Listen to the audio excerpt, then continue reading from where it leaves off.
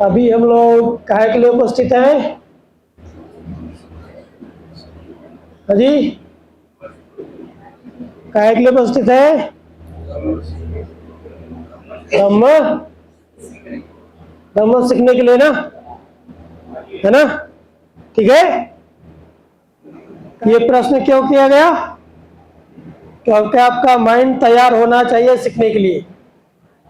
Learning mind should be ready. ठीक है नहीं? हमारा माइंड क्या होना चाहिए? सीखने के लिए तैयार होना चाहिए। इसलिए आपको बताया गया, क्या बताया गया? धम्म सीखने के लिए ये हमारे माइंड में होना चाहिए। हम यहाँ पे अभी धम्म सीखने के लिए आए हैं और हमारा माइंड तैयार होना चाहिए सीखने के लिए। ठीक है नहीं? किन किन चीजों से सीखते हैं? प्रज्ञाशील करुणा आपके पास होना तो चाहिए। हम लोग 3 चीजों से सीखते हैं। काहे से? काया से, मुंह से, काया वाचा और मन से। ये सीखने का, कार्य करने का 3 ही माध्यम है। 3 चीज हमेशा हमारे पास होता है। काया शरीर, वाचा हमारी वाणी और मन हमारा माइंड। सीखने के लिए क्या चाहिए? 3 चीज चाहिए ना। शरीर सीखना है ना, या तो सुन के सीखेंगे। सुन के सीखेंगे मतलब वाणी से कोई बोलेगा तो आप सीखेंगे नहीं। सीखने का दूसरा भी मीनिंग है। सीखने का मतलब है, क्या है? सीखने का मतलब क्या है? क्या है जी? प्रैक्टिस। सीखने का मतलब है काया से, शरीर से, वाणी से और मन से जो कुछ भी हम सुनते हैं, सुन के सीखते हैं, देख के सीखते हैं, ये तीनों को प्रैक्टिस में जब लाते हैं, प्रैक्टिस में जब लाते हैं, काहे से लाएंगे? शरीर से लाएंगे, वाणी से लाएंगे और मन से ना।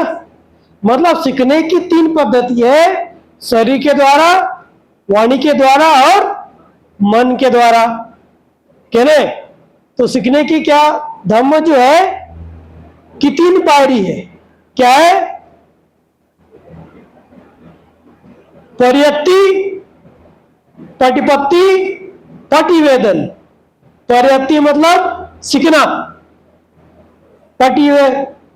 परियत्ति सीखना, लर्निंग, पटिपत्ति प्रैक्टिस करना, पटिवेदन रियलाइजेशन, अनुभूति।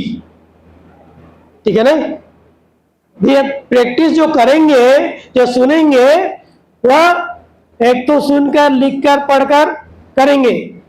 दूसरा उसका प्रैक्टिस करेंगे तो भी तो सीखेंगे। बिना प्रैक्टिस किए उसका सही मीनिंग नहीं सीख सकते। ठीक है नहीं? जैसे सील है, सील हम सुन के सीखते हैं, पानाति पाता जो है, लेकिन उसका प्रैक्टिस क्या है? जब शरीर से करेंगे, वाणी से करेंगे, मन से करेंगे, है कि नहीं? तभी तो उसका प्रैक्टिस होगा। वो प्रैक्टिस भी एक लर्निंग है। बुद्धिस्ट सिस्टम में केवल सुनना लर्निंग नहीं है। सुनना केवल सुनना है, परियत्ति है। धम्म का 3 क्षेत्र है। इसीलिए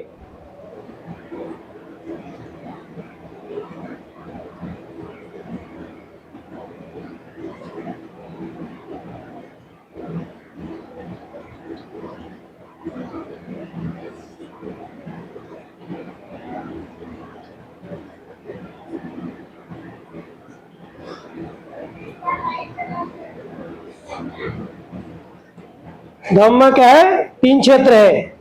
परियत्ति, पटिपत्ति और पटिवेदन। परियत्ति मतलब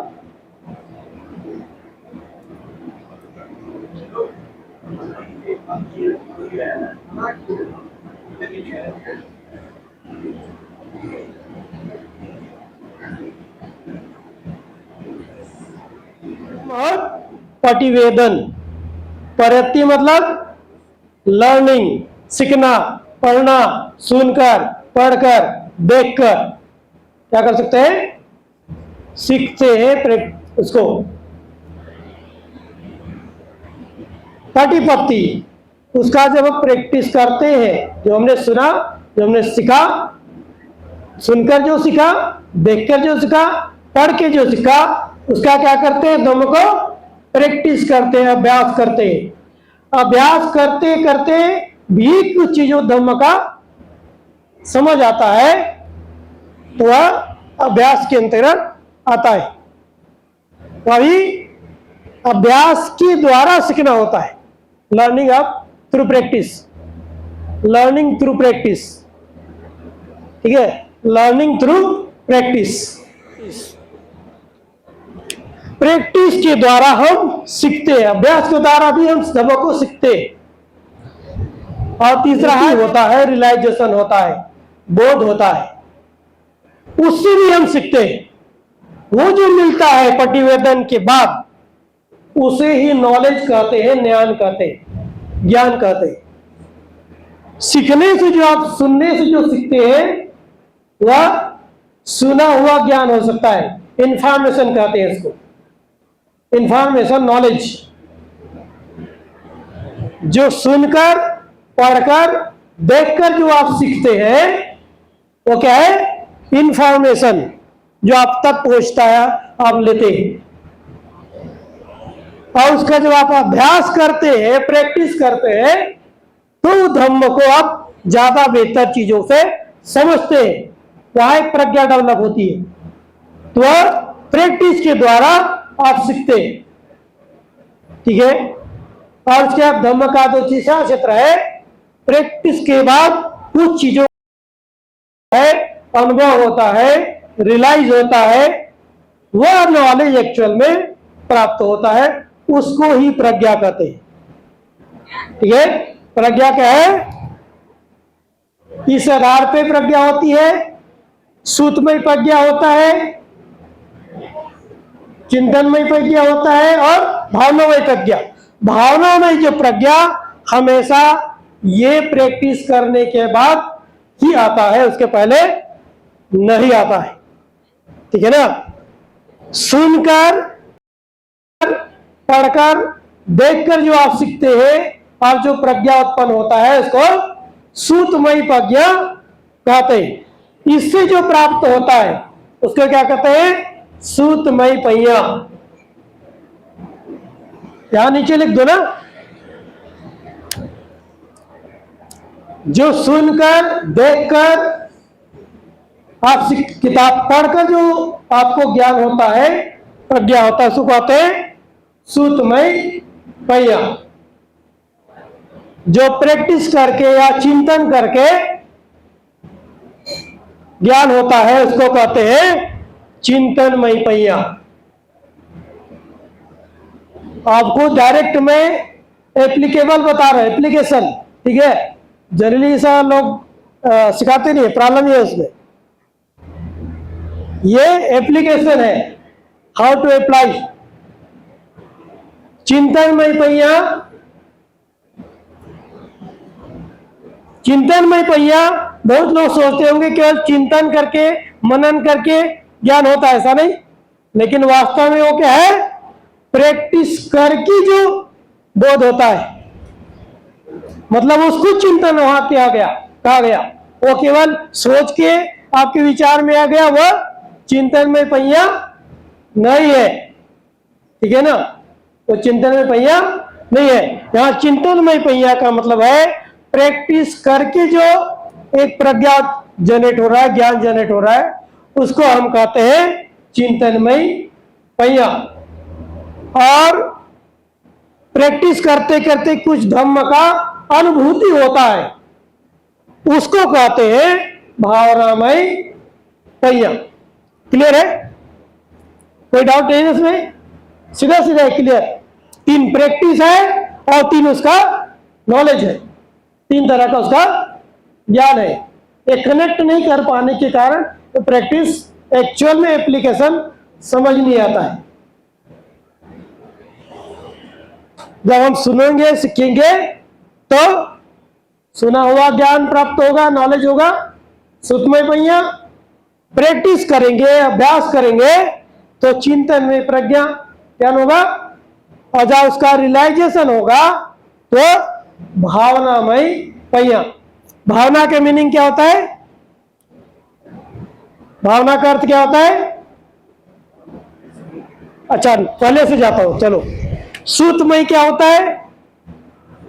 सुना हुआ, देखा हुआ, जो आप रीडिंग करते हैं ना, किताब पढ़ते, उसको भी श्रुत कहते हैं, क्योंकि सबसे पहले लिखने की पद्धति नहीं थी। पहले क्या थे? सुनकर सीखने की, ओरल ट्रेडिशन था, वोकल ट्रेडिशन नहीं, ओरल ट्रेडिशन। किसी ने, भंते जी ने, किसी भगवान ने, किसी टीचर ने आपको कहा, आपने सुना, सीखा।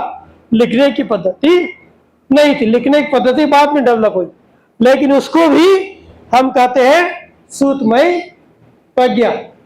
लिखकर, पढ़कर, सुनकर, देखकर जो ज्ञान प्राप्त होता है उसको कहते हैं श्रुतमय पहिया। ठीक है। प्रैक्टिस करके धम्म का हम प्रैक्टिस करते हैं, उस धम्म को, और जो ज्ञान प्राप्त होता है उसको कहते हैं चिंतनमय पहिया। और उसका जो रियलाइजेशन होता है धम्म का, तो उसको कहते हैं भावनामय पहिया। भावना का मतलब है क्या है? भावना का मतलब होता है cultivation, cultivation of the mind. भावना मतलब सोच विचार चिंतन नहीं भाई, पाली भाषा का शब्द है भावना। भावना का मतलब है mind cultivation, cultivation of the mind. ठीक है।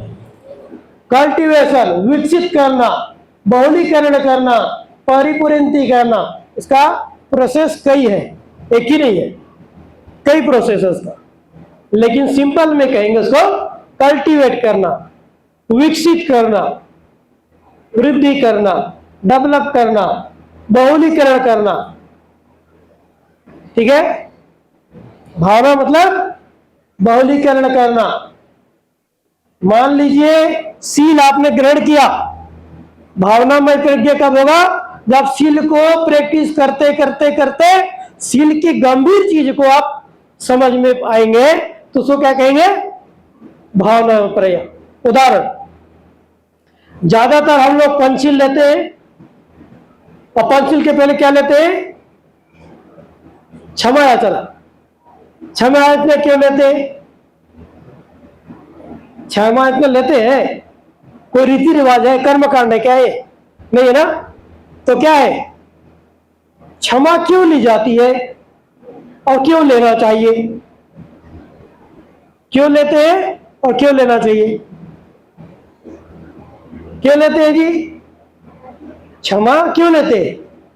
क्षमा याचना करते हैं ना, पर करते क्यों है? क्या ऐसा, क्या इसका प्रैक्टिस है, क्या इसका एप्लीकेबल है? कुछ तो होगा ना, कि बस चले जा रहे, डर रहे, ऐसा तो नहीं है। ये क्या है? क्षमा याचना करते हैं ना, क्यों करते हैं? नहीं मालूम? मालूम ही नहीं?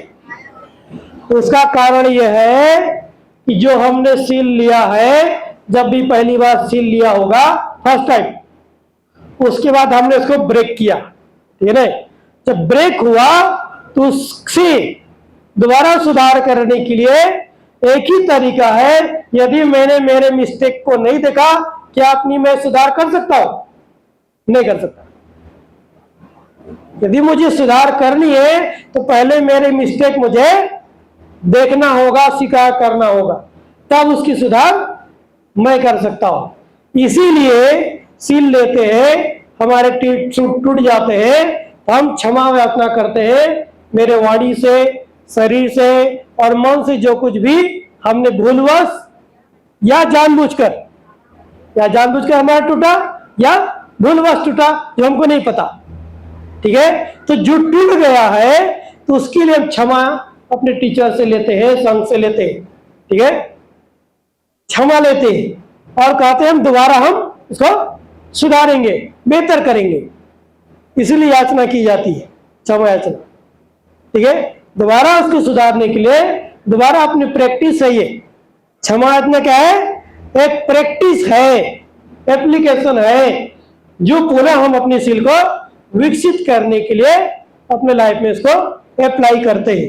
तो क्षमा याचना करते हैं और इसका एप्लीकेशन लेते हैं, पुनः पेंसिल लेते हैं ना, पेंसिल लेते हैं कि हम दोबारा पेंसिल को पालन करेंगे और उसको किस में लाएंगे? प्रैक्टिस में लाएंगे।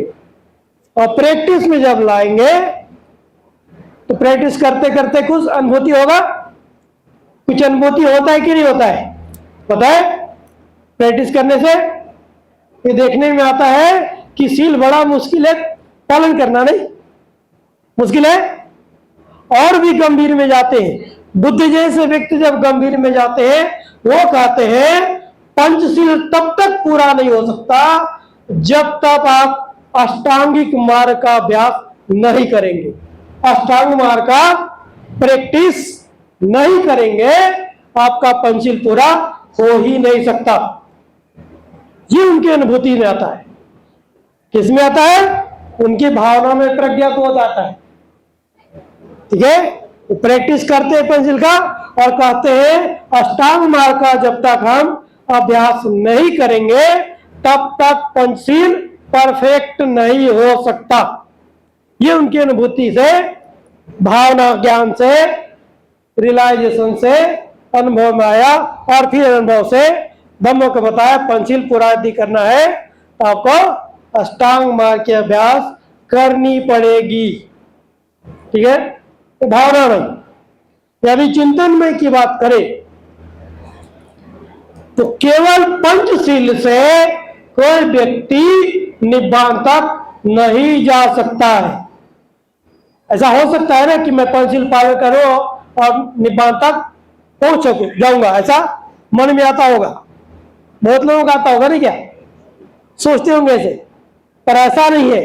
प्रैक्टिस करते करते यह ज्ञान होता है कि पंचशील जब मैं पालन करता हूं तो केवल पंचशील से, साधारण पंचशील से अरहत तक, निब्बान तक नहीं जा सकता। उसके लिए क्या चाहिए? क्या चाहिए?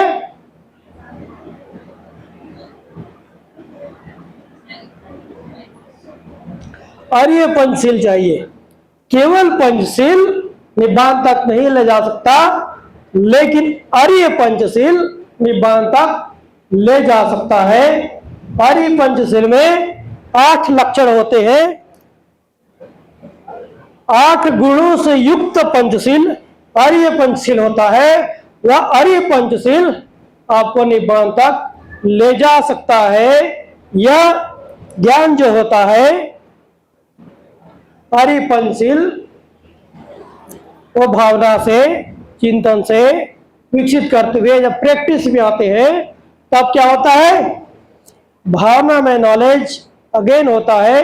वह आर्य पंचशील आपको निब्बान तक ले जा सकता है, साधारण पंचशील नहीं ले जा सकता है। आर्य पंचशील में 8 गुण है, 8 लक्षण है। 8 लक्षणों से युक्त पंचशील आर्य पंचशील होता है। अखंड ही, अखंडित नहीं होना चाहिए। पंचशील आपका खंडित नहीं होना चाहिए, नहीं टूटना चाहिए। टूटा हुआ पंचशील आपको अरहत तक, निब्बान तक नहीं ले जा सकता है। यह नहीं टूटना चाहिए। अखंडित, अखंडित, अखंड ही या अखंडित, खंड नहीं होना चाहिए, टूटना नहीं चाहिए, टूटना नहीं चाहिए। ठीक है, पहला। दूसरा, असबल ही या असबल, सील दुर्बल नहीं होना चाहिए, सील दुर्बल नहीं होना चाहिए।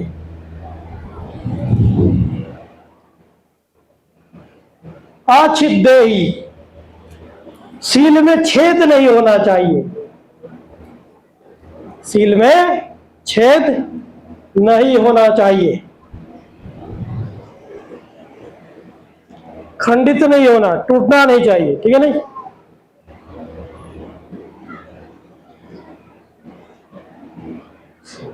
दुर्बल नहीं होना चाहिए। ठीक है,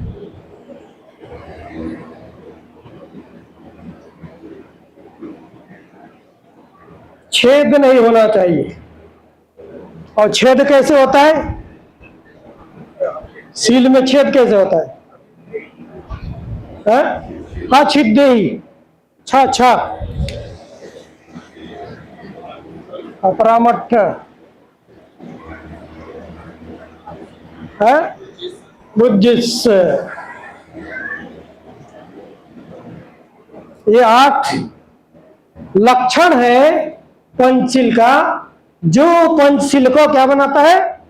अरिय पंचशील बनाता है। और अरिय पंचशील आपको कहां लेके जाता है? निब्बान तक लेके जाता है।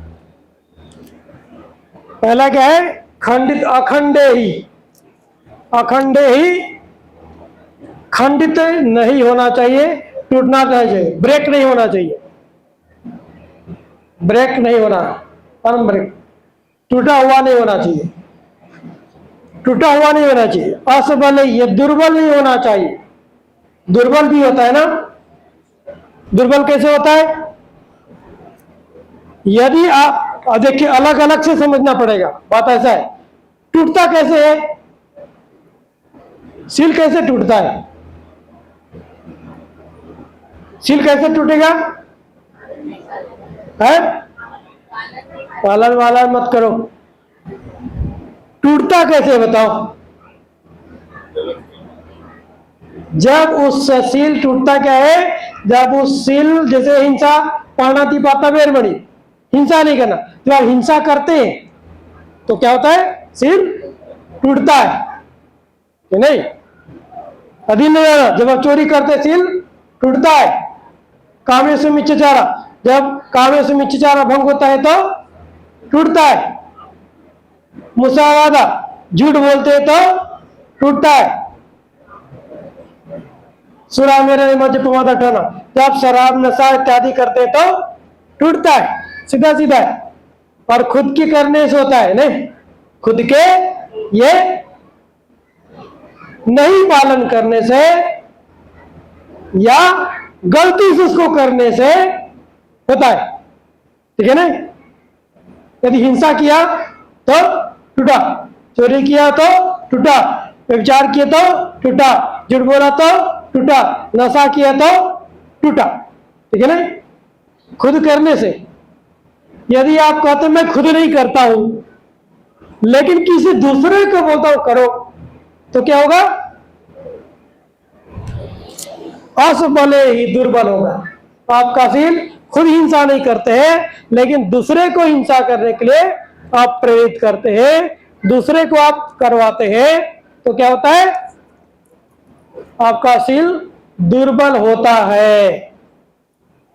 दुर्बल होने का तरीका है, खुद नहीं करते लेकिन दूसरे को कराते, प्रेरित करते, तो क्या होगा? आपका सील दुर्बल होगा। ये दुर्बल होने का एप्लीकेशन है, उसका तरीका कैसा होता है? अछिद्दे, छेद नहीं होना चाहिए। छेद हो जाता है सील में, छेद जैसे कपड़े में छेद हो जाता है नहीं? कपड़े पतला हो जाता है तो ऐसा ही दुर्बल होता है ना? नहीं, छिद्दे ही, कपड़े में जैसे छेद हो जाता है वैसा ही सील में छेद होता है। कैसे होता है मालूम है? उसका एक तरीका है। मान लीजिए 4-5 दोस्त है, वे आपस बहुत दिनों बाद मिलते हैं और बोलते हैं चलो पार्टी करते हैं। एक बोलता है पंचशील पालन करने वाला, देखो भाई मैं पंचशील पालन करता हूं, पार्टी वार्टी सब ठीक है, लेकिन मैं वो नहीं पीऊंगा, शराब नहीं पीऊंगा। बोले ठीक है बैठे हमारे साथ, तो बैठ जाते हैं और पीते पीते उनका खत्म हो जाता है। और खत्म हो वो खरीदते, उनका पैसा कम हो जाता है। दोस्त जो नहीं पीता उसको बोलते देखो भाई तुम मत पीना लेकिन हमको पैसा थोड़ा मदद कर दो, ठीक है? तो बोलता ठीक है, वो मदद कर दिया। जैसे ही उसको मदद किया क्या हो गया? उसके सील में छेद हो गया। है दोस्त, ये खुद नहीं पी रहा है लेकिन फिर भी उसके सील में छेद हो गया क्योंकि उसने सील तोड़ने में मदद किया। ठीक है नहीं? समझ रहे हैं ना? क्लियर है ना? ये क्या है जी? सही है कि कुछ दूसरा है? अकम्मा सही ना, ये समोसा है, अकम्मा सही।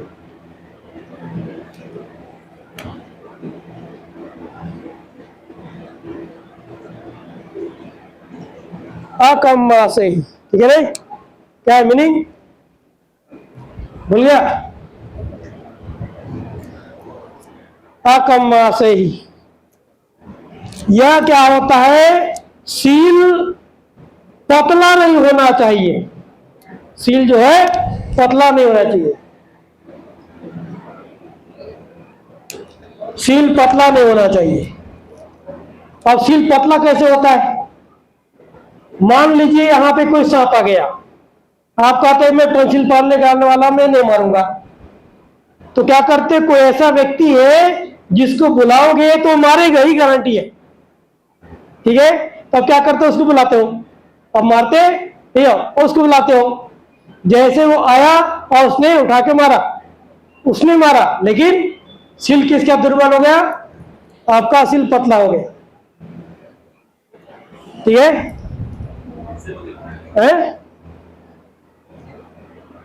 आपने उसको प्रेरित नहीं किया मारने के लिए, याद रखिए, आपने मारने के लिए प्रेरित नहीं किया, केवल आपने उसको बताया क्यों आया और मारा, क्योंकि आपको पहले से मालूम वो मारेगा। ठीक है? आपने प्रेरित नहीं किया, केवल बुलाया और उसने मारा, तो नेचुरली आपका सील क्या हो गया? पतला हो गया। जैसे कपड़े होते पतले हो जाते ना, कोई चीज वस्तु घिसते घिसते घिस के पतला हो जाता है, वैसा ही आपका सील भी पतला हो जाता है इस तरह से करने से। वियुपसत्था,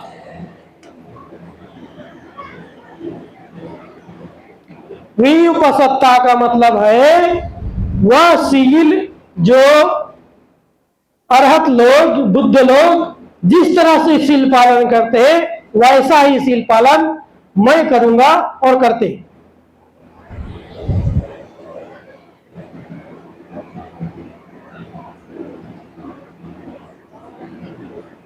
सील का पालन करना, जैसा वो बताते हैं, सील ऐसा पालन करना है तो ऐसा वो खुद पालन करते, वैसा हम भी पालन करते हैं। वही उपसर्ग बुद्धिस, बुद्धिस है? हाँ, ऐसा नहीं कि आप सील पालन अपने आप हो रहा है। ठीक है? मान लीजिए छोटा बच्चा हिंसा नहीं करता, तो क्या सिलवन है? बुद्धिस्ट का मतलब है सेल्फ मोटिवेटेड। सेल्फ मोटिवेटेड मतलब खुद के द्वारा जानबूझकर सील के समझ रखकर सील को पालन करना। ऐसा नहीं कि अपने आप पालन हो रहा है, अपने आप हो रहा है सील, वो सील नहीं है। सील आप जानते ये सील है, ये सील का समझ है और सील को आप पालन करते, तब वह सेल्फ मोटिवेटेड इसलिए कहते हैं। समझ होना,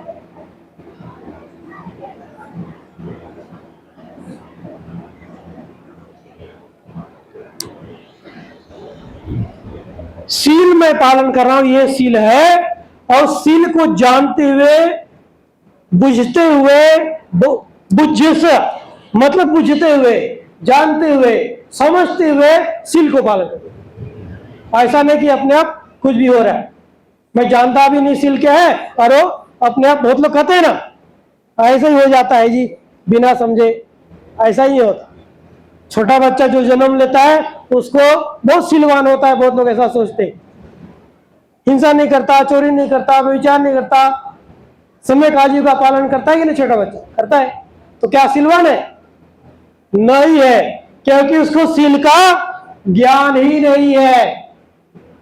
सील का ज्ञान नहीं है तो सील पालन नहीं करता है। सील का उसको बोध होना चाहिए, ज्ञान होना चाहिए, समझ होना चाहिए, अंडरस्टैंडिंग होना चाहिए, ये सील है, ये सील मैं पालन कर रहा हूं। बोध के साथ, समझ के साथ शील पालन करना।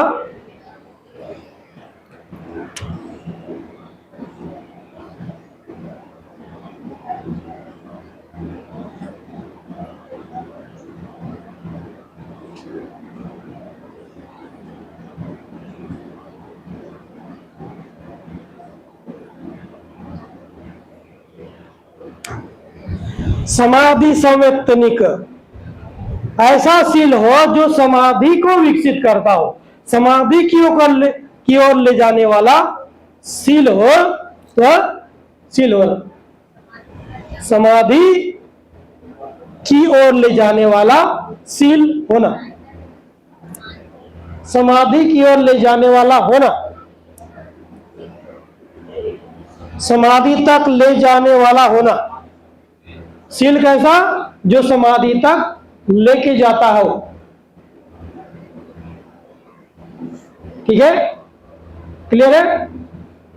अपरामठ, बिना ब्रेक किए, बिना टूटे हुए, इन सातों को जब आप एक साथ करते हैं तो अपरामठ ऑटोमेटिकली हो जाता है, आठों क्लियर होते हैं।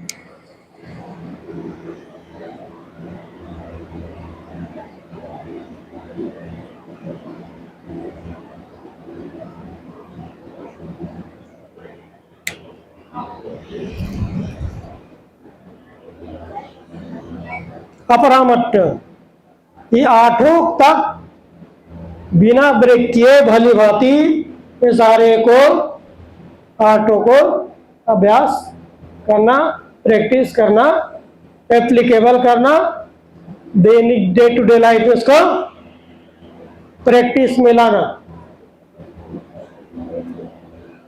ऐसा नहीं कि मैंने शील ले लिया और डेली मेरा आ ही नहीं रहा है, मैं तो ले लिया हूं जी, हो गया, ऐसा नहीं है। यही कारण है इन आठों को डे टू डे लाइफ में लाने के लिए भिक्षु लोग आपको क्या करते हैं, जब भी कोई कार्यक्रम हुआ, जब भी कुछ हुआ तो केवल क्या करते हैं, शील आपको देते हैं ना। कोई रीति रिवाज नहीं है, ये क्या है, प्रैक्टिस है। प्रैक्टिस में लाने का ये तरीका अपरामठ है, जो डे टू डे लाइफ में हम कार्यक्रमों के समय पंचशील आपको देते। ये कोई रीति रिवाज कर्मकांड नहीं है। शील को प्रैक्टिस करने के लिए, विकसित करने के लिए, हायर लेवल तक ले जाने के लिए, अरी लेवल तक ले जाने के लिए डे टू डे लाइफ में उसको प्रैक्टिस करने के लिए ये शील बार बार आपको दी जाती है। बहुत लोग सोचते हैं ना, एक बार दिया हो गया, क्यों बार बार देना, ऐसा सोचते कि नहीं? उसको पता ही नहीं है कि जब तक वो डे टू डे लाइफ में, प्रैक्टिस में, आपके वाणी में, चित्त में नहीं बैठेगा, तब तक वो आगे विकसित नहीं हो सकता है। डे टू डे लाइफ का प्रैक्टिस है, डेली का प्रैक्टिस है। यही कारण है बहुत सारे लोग शील लेते हैं, बंदी जी नहीं है तभी अपने घरों में भी बुद्ध मूर्ति है सामने, वहीं पर पंचशील लेते हैं। बहुत अच्छी बात है वो। बहुत लोग सोचते मूर्ति थोड़ी देगा, अरे मूर्ति नहीं देगा, मेरा चित्त तो देगा मुझे। मेरे प्रैक्टिस मेरे चित्त की है, मूर्ति की नहीं है। मूर्ति तो केवल रिस्पेक्ट के लिए है नहीं, मूर्ति केवल एक गुरु का रिस्पेक्ट के लिए है कि अपने गुरु ने जो हमको शील दिया, उन्हें जिस शील का आविष्कार किया, खोज किया, अनुसंधान किया और हमें दिया, इसकी अनुशंसा से, ग्रेटिट्यूड से बुद्ध की मूर्ति या बाबा साहेब की मूर्ति या जो भी जिनके हम रिस्पेक्ट करते उनकी रखते हैं, क्योंकि उन्होंने ज्ञान हमें दिया इसलिए, और उसके साथ इसलिए रखते हैं ताकि वो ज्ञान को हम प्रैक्टिस कर सकते हैं, अभ्यास कर सकते हैं। इस तरह से शील का जो सामान्य शील है वह आर्य पंचशील के रूप में प्रैक्टिस करना होता है। या क्या है, आर्य पंचशील है, जो आर्य पंचशील ही आपको कहां तक लेके जाएगा, निब्बान तक, अरहत तक लेके जाता है। सामान्य पंचशील निब्बान तक, अरहत तक लेकर नहीं जाता है। क्लियर? समाधि के बारे में समाधि। समाधि का सामान्य जो मीनिंग है, अर्थ है समाहित चित्त। जब चित्त एक जगह समाहित हो जाता है तो समाधि होता है। ठीक है। और फिर समाधि का अलग अलग 4 स्टेजेस है ना, प्रथम समाधि, द्वितीय समाधि, तृतीय समाधि, चतुर्थ समाधि। और अरूप लोक का भी 4 समाधि है, 5वां समाधि, 6वां समाधि, 7वां और 8वां। 8 प्रकार के समाधि, 4 रूप समाधि, 4 अरूप समाधि। समाधि का सीधा मतलब है stillness of the mind. Stillness of the mind, चित्त का समाहित होना मतलब समाधि। चित्त का समाहित होना, स्टिल होना, चित्त की स्थिरता समाधि। चित्त की स्थिरता समाधि। फिर उसमें अलग अलग समाधि है। समाधि के लोग, बहुत लोग सोचते हैं समाधि मतलब कंसंट्रेशन, ऐसा सोचते हैं ना, वो गड़बड़ है उसमें भाई। कंसंट्रेशन मतलब समाधि नहीं होता है। कंसंट्रेशन मतलब फोकस करना होता है, और समाधि फोकस करना नहीं है। समाधि मतलब चित्त की स्थिरता। चित्त की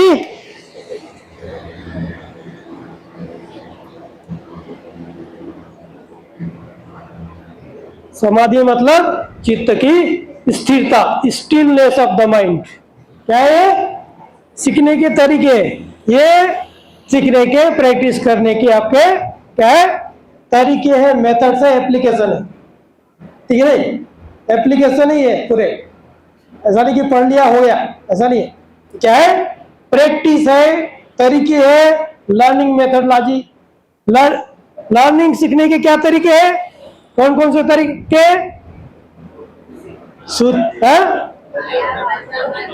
परियप्ति, प्रतिपत्ति और प्रतिवेदन। 3 ही तो बताया। सीख कर, देख कर, सुनकर एक ही में आ जाता है। इसको भूलिए मत, अलग अलग नहीं है वो। परियप्ति धम्म क्या है? धम्म के 3 क्षेत्र है ना, परियप्ति धम्म, प्रतिपत्ति धम्म और प्रतिवेदन धम्म। ठीक है ना, धम्म है ना, धम्म धम्म बोलते हैं सर। धम्म का 3 क्या है? परियप्ति धम्म, प्रतिपत्ति धम्म और प्रतिवेदन धम्म। परियप्ति मतलब पढ़कर, सुनकर, लिखकर सीखने वाला Dhamma, pariyatti, study, studying the Dhamma, learning the Dhamma. दूसरा क्या है? Practising the Dhamma. सेकंड क्या है? Practising the Dhamma, that is also learning. Practising the Dhamma is also learning, that is also for learning. और उसके आगे प्रतिवेदन धम्म।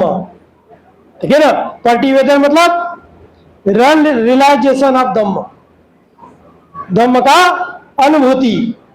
धम्म का अनुभूति भी क्या है? लर्निंग है भाई,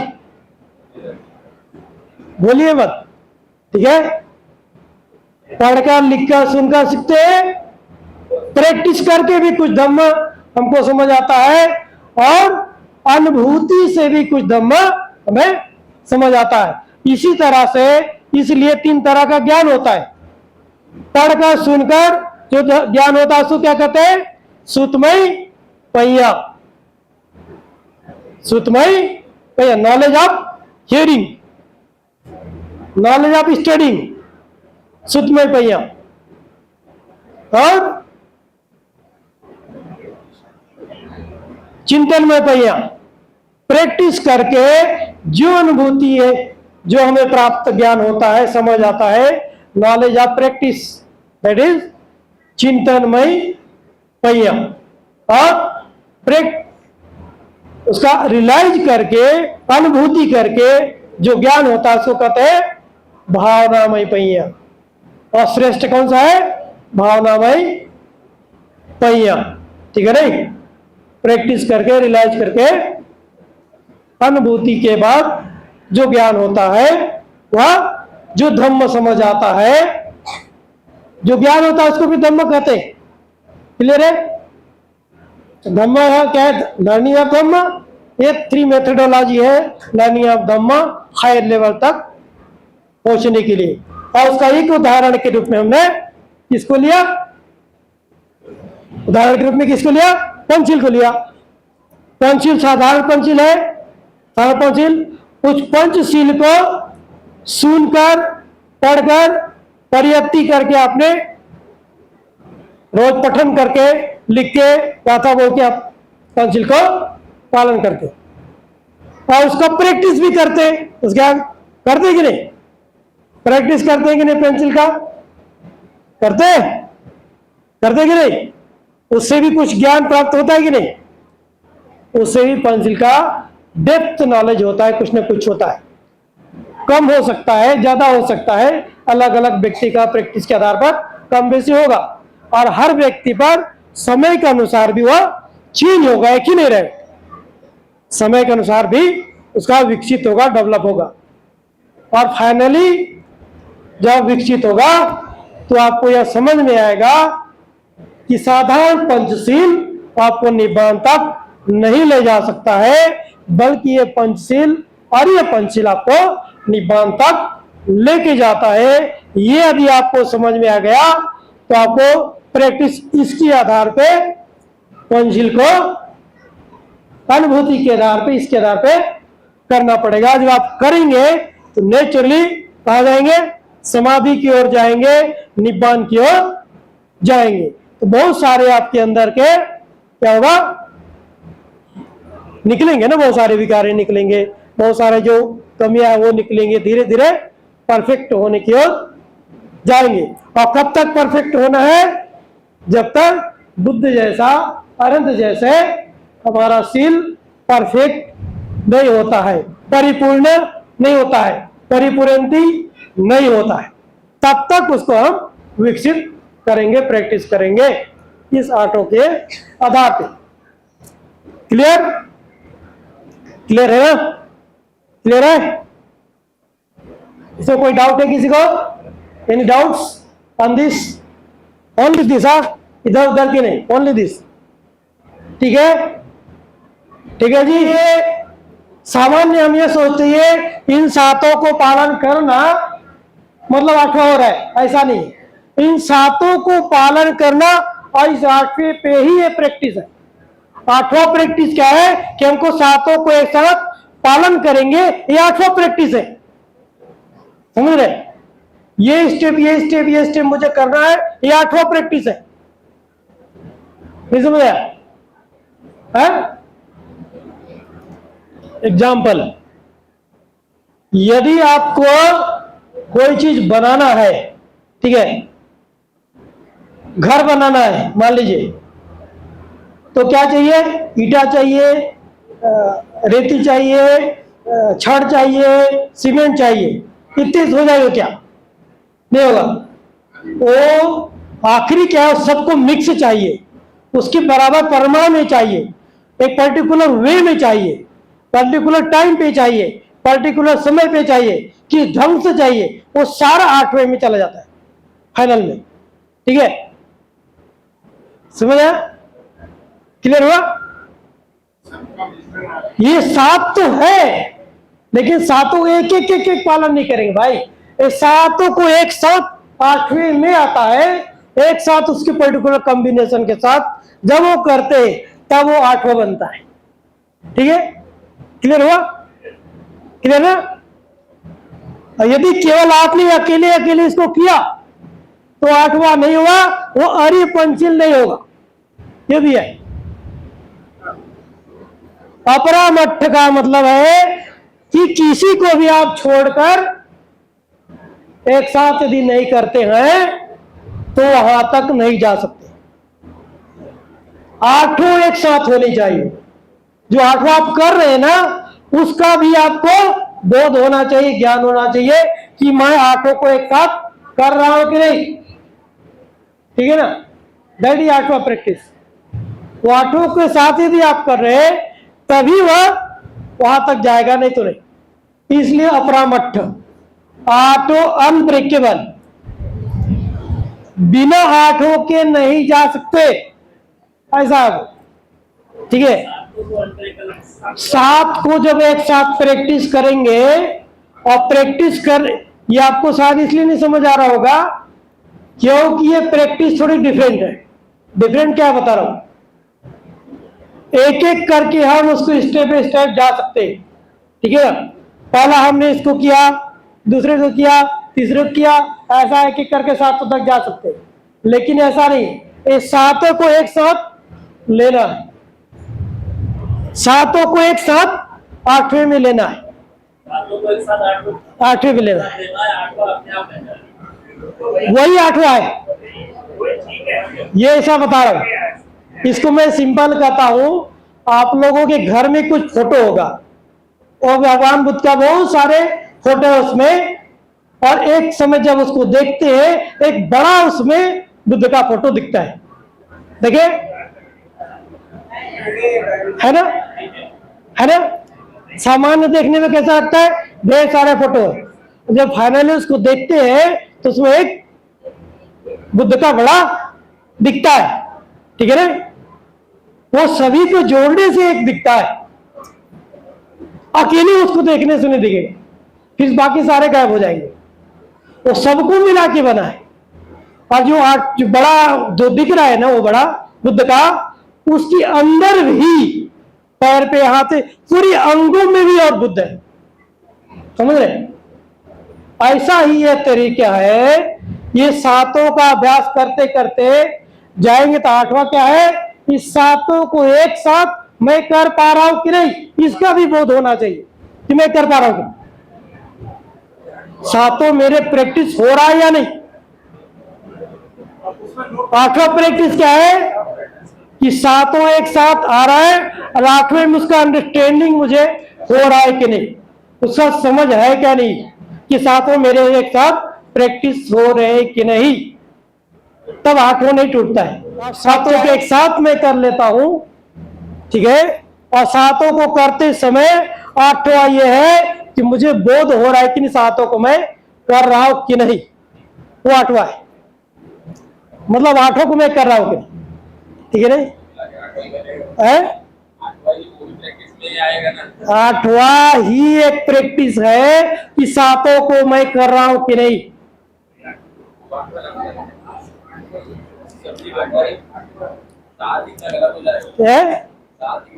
सात गड़बड़ हो जाएगा ना।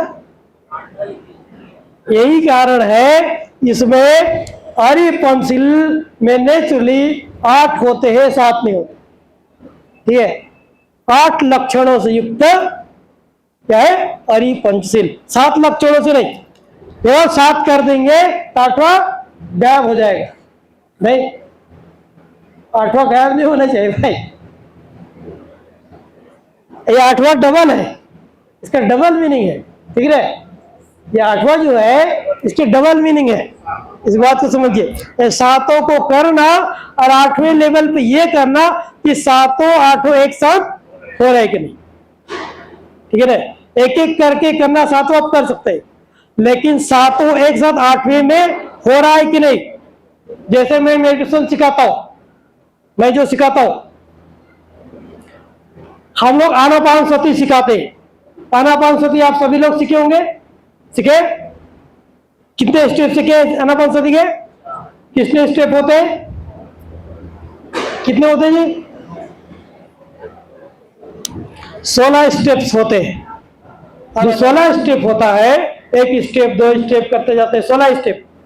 16 स्टेप जब कर लेते, 16 स्टेप जब कर लेते, उसके बाद 16 स्टेप के बाद 16वें स्टेप को एक साथ करना होता है। वो एक्चुअल में नेक्स्ट लेवल का स्टेप होता है, जो बिना लिखित नहीं होता है। तो डायग्रामिक मैं इसको समझाता हूं। जब सीढ़ी में आते हैं हमारे टेंडेंस, तो एक तय किया, दूसरा किया, तीसरा किया, करते करते 16 स्टेप गया, और 16 स्टेप के बाद एक 17वां स्टेप करते हैं। 16 स्टेप एक साथ टुगेदर, तो क्या हो गया, 17वां हो गया, 16 नहीं हो गया, 17वां हो गया, ठीक है। वैसा ही यहां जो है, ये सातों को करते जाते हैं, और सातों को एक साथ जब आप करते हैं, वो नेचुरली सातों को एक साथ करते हैं और साथ में उसका रियलाइजेशन रखते हैं, तो 8वां होता है कि सातों एक साथ मैं कर पा रहा हूं कि नहीं, और उसका रियलाइजेशन मोती मुझे हो रहा है कि नहीं, तो वह 8वां होता है। ठीक है, क्लियर हुआ ना? ठीक। तो हमारा जो सब्जेक्ट क्या था, धम्म ना, सब्जेक्ट क्या था, धम्म। धम्म आप सीखना चाहते हैं ना? धम्म क्या करना चाहते हैं? पर सीखना क्यों चाहते हैं भाई? है? सीखना चाहते हैं पर क्यों? है? है? पालन करना है। क्या पालन करना है? है? है?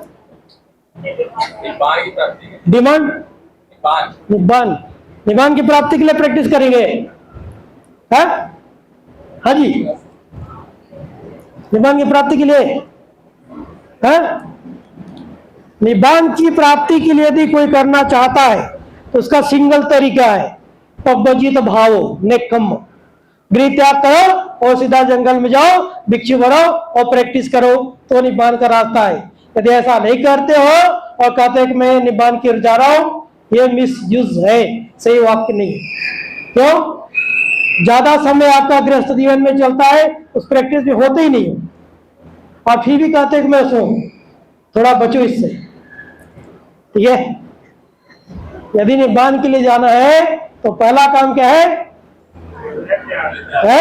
नेकम्म, रिनाउंस द वर्ल्ड, रिनाउंस करना पड़ेगा। और उसके लिए भगवान बुद्ध ने क्या किया? अपने पुत्र को है भिक्षु बना दिया ना 7 साल में। क्या के लिए? निब्बान के लिए, क्योंकि फुल टाइम उसी में लगे। भिक्षु का जीवन वैसे ही है, फुल टाइम है। लेकिन प्रॉब्लम क्या है भारत में? हम लोग फुल टाइम नहीं है, आधा टाइम इधर देना पड़ता है गृहस्थों को। गड़बड़ है हमारे साथ, हमको आसान नहीं है निब्बान जाने के लिए। निब्बान मतलब फुल टाइम, नहीं, भिक्षु का जीवन फुल टाइम उसी पे है। लेकिन गृहस्थ लोग नहीं जा सकते, ऐसा नहीं है, लेकिन ग्रेजुअल है, फुल टाइम नहीं, ग्रेजुअल, थोड़ा थोड़ा करके अनुक्रम से धीरे धीरे आगे बढ़ेंगे और निब्बान की ओर जाएंगे। तो हालांकि वो आसान नहीं है, कोई कोई कर ले बहुत बड़ी बात है। और ऐसा है तो निब्बान की ओर यदि कोई करता है कि मैं दृढ़ संकल्पित हूं और मुझे यही करना है, तो उसका जीवनचर्या पता चल जाएगा। वह घर में नहीं बैठ सकता है, क्योंकि मालूम है घर में कोंटे में ध्यान करने के जब बच्चा है तो बच्चे चिल्लाते हैं, इधर वो ड्यूटी आ जाता है, इधर वो काम आ जाता है, ध्यान करने जाते हैं, अभी जब मुझे ड्यूटी जाना है फोन आ जाता है। ठीक है, ये नेचुरली होता है। मतलब आपको घर का जिम्मेदारी है, परिवार की जवाबदारी है, समाज की जवाबदारी है, बहुत सारे ड्यूटीज है, नहीं, बहु किच्चंग बोलते हैं इसको, बहुत सारे कार्य है, बहुत सारे कर्म है, बहु किच्चंग बहु कार्य, बहुत सारे काम है, तो सब करना है। तो इसलिए समय कम मिलता है प्रैक्टिस के लिए। लेकिन फिर भी कोई व्यक्ति चाहे तो यह अपने दृढ़ संकल्प ले सकता है, जिससे अपने अंदर समझ पैदा कर सकता है कि मुझे इन्हें प्रैक्टिस में लाना है एक साथ, और धीरे धीरे करके इन 8 के आधार पे मुझे प्रैक्टिस में लाना है।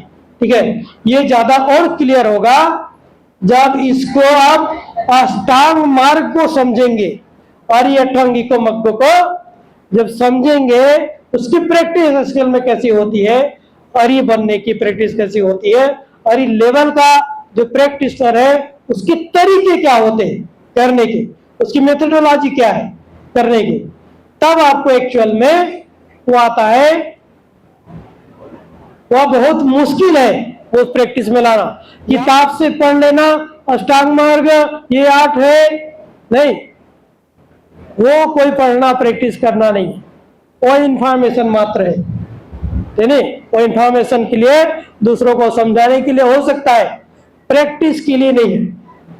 प्रैक्टिस की दूसरी मेथोडोलॉजी है। इसलिए प्रैक्टिस के लिए परिअष्टांगिक कौमुद्यों की जो प्रैक्टिस हुई बात है वो हमको आना चाहिए। वो जब तक नहीं आएगा, वह प्रैक्टिस यहाँ पे है, ये वाला जो पाठवा जो है ना, वो वहां से शुरू होता है। इसलिए थोड़ा सा कंफ्यूजन है, हो सकता है नहीं समझ आए थोड़ा, लेकिन जब आप प्रैक्टिस करने लगेंगे उसका अभ्यास करते जाएंगे, अनुभूति, एक रियलाइजेशन होगा कि मेरे अंदर क्या कमी रह गई। जब आप अपनी कमियों को देखने लग जाएंगे, जब आप अपनी कमियों को देखने लग जाएंगे, जैसे मेरे मन में गुस्सा आया, मान लीजिए गुस्सा आया, तो जब गुस्सा आता है तो आप क्या करते हैं? जब क्रोध उत्पन्न है तो क्या करते हैं? सामान्य क्या करते हैं? क्या करते हैं? एक्ट करते हैं ना। गुस्सा को देखते हैं क्या? गुस्सा को कोई देखता है क्या? है? गुस्सा देखते हैं क्या? नहीं देखते ना। तो गुस्सा जो देखने का तरीका है वो आठवां है। गुस्सा है उत्पन्न हुआ और उसको जो देखने का जो तरीका है आठवीं प्रैक्टिस के अंतर्गत आता है कि जो हमारे अंदर जो धम्म उत्पन्न हुआ, अच्छा धम्म हो या अधम्म हो, या क्रोध हो या मैत्री हो, अधम्म हो या धम्म हो, तो दोनों को देखने का जो तरीका है वो सब धम्म है। दोनों को देखने का जो तरीका है, मेथोडोलॉजी है कि क्रोध उत्पन्न हुआ, एक धम्म है। क्रोध क्या है? क्रोध क्या है? धम्म है। अब धम्म बोल सकते हैं आप, लेकिन वो धम्म है। क्रोध क्या है? धम्म है। नहीं समझ आ रहा है ना? थोड़ा सा कंफ्यूजन हो रहा है ना? बड़ा कंफ्यूजन। इसको सिंपल वे में लेते हैं। इसको यदि समझना है तो एक चीज हमको समझना पड़ेगा, वो है धम्म क्या है। धम्म क्या है, धम्म किसे कहते हैं समझना होगा। इसको यदि समझना है तो क्या समझना होगा? धम्म क्या है, धम्म किसे कहते हैं। तो धम्म क्या है? धम्म क्या है? धम्म किसको कहते हैं? धम्म क्या है? जो सीखना चाहते। धम्म यही नहीं पता क्या है तो सीखने क्यों चाहते भाई? धम्म का सीधा सीधा डेफिनेशन एक ही है जो आप बता रहे, वो क्या है? धारे तीति धम्मो, जिसे धारण किया जाए वो धम्म है। डेफिनेशन उसका जो आप बता रहे हो क्या है? डेफिनेशन। धम्म की परिभाषा क्या है? जिसे धारण किया जाए वह धम्म है। सीधा क्लियर? जिसे हम धारण कर सकते हैं वह धम्म है। पर धम्म है क्या जिसे धारण कर सकते हैं? और इसको दो तीन चीजों में देखते हैं। धम्म का अलग अलग मीनिंग होता है, ठीक है? धम्म को एक तो है प्रकृति के नियम को भी धम्म कहते हैं।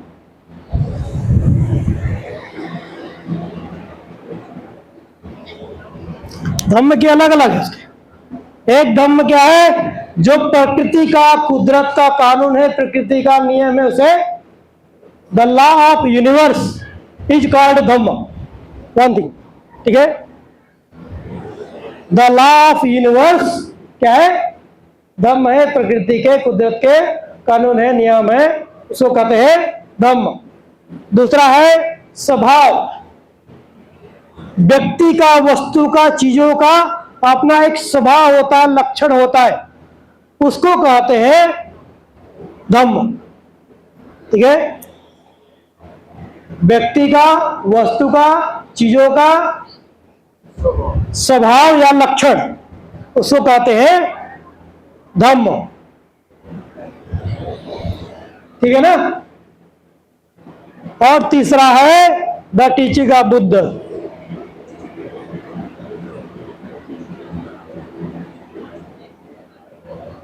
प्रकृति का नियम, कुदरत का कानून एक धम्म है। दूसरा, कोई भी वस्तु या सत्व या मनुष्य का अपना एक स्वभाव है, वो जो वो धारण करता है, जो उसका लक्षण है, वह क्या है? स्वभाव, वह एक धम्म है। ठीक है। तीसरा, बुद्ध की शिक्षा का teaching of Buddha, the teaching of Buddha एक धम्म है। तीन है, तीन हो गया। प्रकृति के नियम एक धम्म हो गया।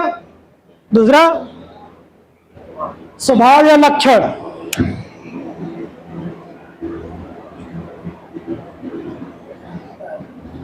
मानव का अपना एक स्वभाव होता है, अपना एक लक्षण होता है। जैसे आग है, आग का धम्म क्या है? जलना और जलाना आग का स्वभाव है, धम्म है, लक्षण। ठीक है। वैसे ही मनुष्य के अंदर अलग अलग समय पर अलग अलग धम्म होते हैं, स्वभाव होते हैं।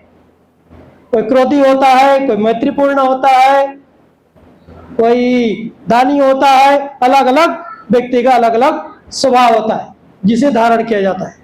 धारित इति धम्मो है ना वहां पे, तो स्वभाव होता है, लक्षण होता है, वह एक धम्म है। तीसरा क्या है? The teaching of Buddha, Buddha की शिक्षा जो दुख मुक्ति तक लेके जाता है, निब्बान तक लेके जाता है, वह एक धम्म है। ठीक है। तीन हो गए क्लियर? अब आपको समझ आएगा। ठीक है। जब अब तीनों को हम लोग जंबल कर देते तो समझ नहीं आता हम किसकी बात कर रहे हैं। हमको यह क्लियर होना चाहिए कि हम किस धम्म की बात कर रहे हैं। नहीं, प्रकृति के कानून की बात कर रहे हैं, या स्वभाव के लक्षण की बात कर रहे हैं, या बुद्ध की टीचिंग की शिक्षा की बात हम कर रहे हैं। ये अलग अलग तीन तरह के धम्म है। क्लियर है? कोई डाउट नहीं है इसमें? क्लियर है? आप खोलने वाला है सीधा, कि नहीं तो हम लोग सब लोग जंबल कर देते, समझ नहीं आता है। ये दोनों से देखिए, जो स्वभाव है ना, व्यक्ति का कोई स्वभाव होता है, किसी में क्रोध ज्यादा है तो क्रोध वाला व्यक्तित्व होगा, किसी में मैत्री ज्यादा है तो मैत्री वाला होगा, किसी में सहनशीलता होगा। ठीक है। इस तरह से किसी में अहंकार होगा। कि अलग अलग जो स्वभाव है, जिसको चित्तवृत्ति कहते हैं। साहब जी, चित्तवृत्ति, वृत्ति मतलब स्वभाव। ठीक है, इसको याद रखिएगा। इसलिए आपको पूछा था समझ आ रहा है कि नहीं, वृत्त बोल रहे और समझ आ रहे कि नहीं, क्योंकि लोग पढ़ लेते हैं, समझ आता नहीं। समझ में आना जरूरी है। स्वभाव को ही वृत्ति कहते हैं। ठीक है। जब कोई स्वभाव पुनः पुनः रिपीट हो तो क्या हो जाएगा? वृत्त हो जाएगा। ठीक है ना। एक बार होगा तो नहीं बोल सकते, लेकिन बार बार होगा तो वृत्ति हो जाएगा। एक बार क्रोध आएगा तो उसको स्वभाव नहीं बोलेंगे, लेकिन बार बार आएगा तो पुनः रिपीट हो रहा है, वृत्त हो रहा है, तो वृत्ति हो गया, स्वभाव हो गया, उसका लक्षण बन गया। ठीक है। ये बदला जा सकता है, खासियत इसका ये, इट कैन बी चेंज्ड। और यही भी उसका हमारा काम शुरू होता है, जो लर्निंग का, जो हम सीख रहे हैं ना। धम्म क्यों सीख रहे हैं? इसी को चेंज करने के लिए हम लोग सीख रहे हैं। पहला, हम अपनी स्वभाव को बदलने के लिए, हमारे लक्षण को, जो हमारे विलक्षण है या धम्म है हमारे अंदर, या दुस्वभाव है, उसको निकालकर अच्छे स्वभाव को अपने अंदर डालने के लिए हम धम्म सीख रहे। एक कारण। दूसरा, बुद्ध की वो शिक्षा है, टीचिंग है, जो निब्बान तक लेके जाती है, या स्वभाव को बदलने के जो धम्म है, उसके लिए हम बुद्ध की शिक्षा, ट्रेनिंग को सीख रहे हैं। क्लियर है? क्लियर है ना?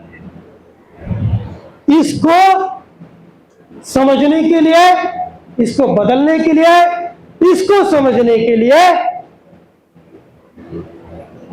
भी बुद्ध की शिक्षा, जो बुद्ध की जो मेन टीचिंग है, उसको सीख रहे हो। काहे के लिए? इसको स्वभाव को जान सकते हैं, देख सकते हैं, बदल सकते हैं, इसको बोध कर सकते हैं, समझ सकते हैं, ठीक है ना, इसको समझ सकते हैं। प्रकृति का नियम क्या है? कोई एक नियम है प्रकृति का, एक आप नियम बताओ प्रकृति का, कोई एक नियम। अनित्यता उसको कहते हैं हम लोग पाली में, अनित्य। अनित्य जो है प्रकृति का एक नियम है ना, लेकिन वास्तव में प्रकृति का जो नियम है बुद्धि की टीचिंग के आधार पर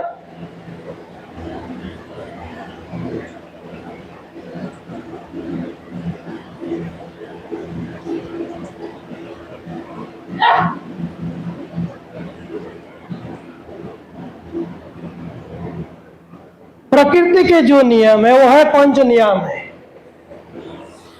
5 नियम धम्म है। कौन कौन से अभी देख ले, देख ले।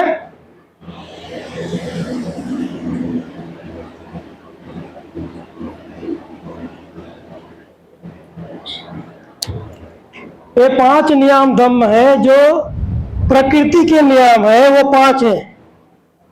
ऋतु नियम, ऋतु के आधार पर दिन होना, रात होना, बारिश होना, बारिश नहीं होना, गर्मी होना, ठंडी होना, ये सब ऋतु नियम के अंतर्गत होता है।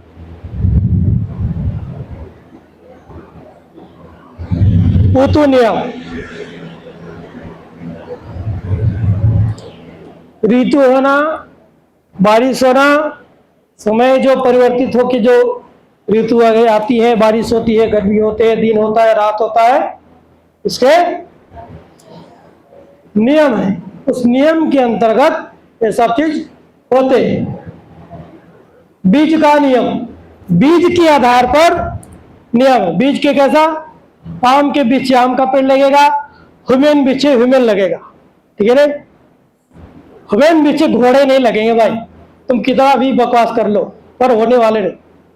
यह नियम मतलब नियम फिक्स। बाकी किताबें तो कुछ भी कर लो, पर होने वाला नहीं है, ठीक है ना। नहीं, ये बीज नियम के अंतर्गत होता है। चित्त नियम, चित्त के भी नियम है। चित्त के नियम के आधार पर चैतसिक क्रियाएं होती है, बहुत सारे इफेक्ट उसके होते हैं। चित्त के आधार पर नियम, चित्त का एक नियम है, इस नियम के आधार पर चित्त के उसके रिजल्ट होते हैं। कर्म का नियम, कर्म के आधार पर, कर्म एक आधार पे कुछ क्रियाएं होती है, उसके अपने नियम धर्म है। और धम्म का नियम, पूरी यूनिवर्स को गवर्न करने वाली नियम को कहते हैं धम्म का नियम।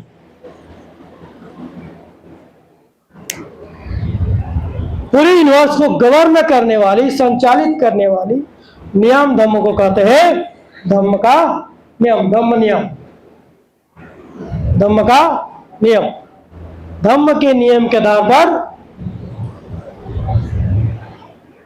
पूरी यूनिवर्स गवर्न होती है। उसमें से एक है, क्या है? पटिच्च समुत्पाद का नियम। पटिच्च समुत्पाद जो है वह पूरी यूनिवर्स को गवर्न करने वाली धम्म नियम है। पूरी यूनिवर्स को गवर्न करने वाली पटिच्च समुत्पाद का नियम है। प्रकृति को संचालित करने वाली कोई आत्मा, ब्रह्मात्मा, शक्ति, पावर नहीं है, बल्कि क्या है? पटिच्च समुत्पाद का नियम होल यूनिवर्स को करती। पटिच्च समुत्पाद का नियम क्या है? The law of condition genesis, dependent origination. हर प्राणी, हर सत्व एक दूसरे पर निर्भर है, कोई एग्जिस्टेंस है। एक को खत्म करेंगे दूसरा खत्म हो जाएगा। हेतु फल है, कुछ क्रिया होगा तो उसका कुछ न कुछ प्रतिफल होगा, कुछ प्रतिफल होगा तो उसका कुछ न कुछ कारण होगा ही। यह होल यूनिवर्स को गवर्न करने वाली सबसे बड़ी लॉ है, नियम धम्म है। धम्म नियम के अंतर्गत और भी बहुत सारे नियम है, लेकिन प्रमुख नियम क्या है? वो है पटिच्चसमुप्पाद का नियम। ठीक है, that's right. Changing, nothing is permanent. वो प्रकृति को संचालित करने वाली क्या है, नथिंग इज परमानेंट, एक नियम धम्म है। ठीक है, धम्म नियम। तो इसी के अंतर्गत प्रकृति के नियम, इस 5 नियम के अंतर्गत ये होल यूनिवर्स इज गवर्न। ठीक है, ये तो हो गया। स्वभाव जो हमारा स्वभाव का है, अपने अंदर क्रोध उत्पन्न होता है, प्रेम उत्पन्न होता है, द्वेष उत्पन्न होता है, करुणा उत्पन्न होता है, सारा कुछ क्या है, स्वभाव। ठीक है, जो भी आपके चित्त में चैतसिकाएं उत्पन्न होते हैं वो सारे स्वभाव के अंतर्गत होते हैं। ठीक है, उसको बदला जा सकता है, देखा जा सकता है, देखना है स्वभाव को। ठीक है नहीं, स्वभाव को देखना क्या है, ये इसके अंतर्गत आता है, बुद्ध की शिक्षा के अंतर्गत।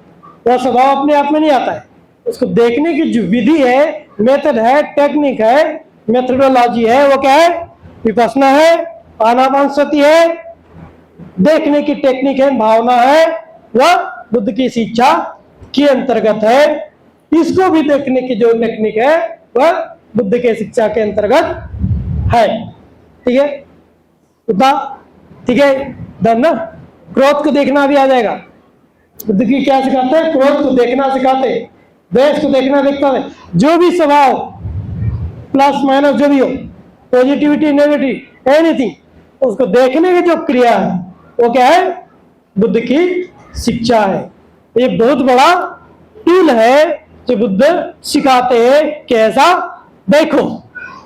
ठीक है नहीं, वो विद्या है। तो अभी मेरे ख्याल से इतना काफी है। Now it's time to break.